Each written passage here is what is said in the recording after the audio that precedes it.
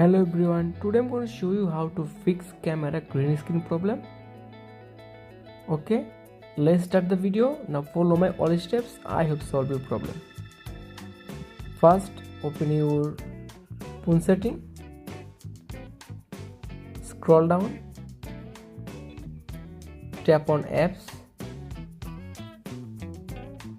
Now search camera. Now tap on camera, tap on force stop, tap on OK. Now tap on storage, tap on clear cache and tap on get data. Finally tap on delete.